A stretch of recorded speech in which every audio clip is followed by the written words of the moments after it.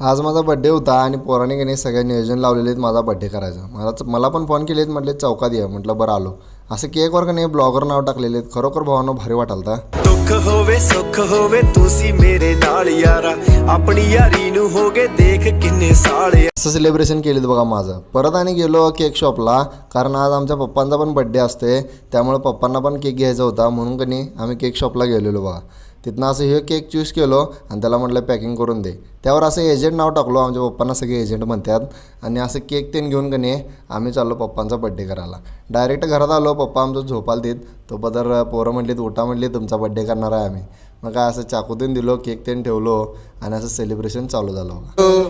Happy birthday to you, happy birthday to you, happy birthday to you dear agent. असं spray तेन मारून असं celebration केलं बा.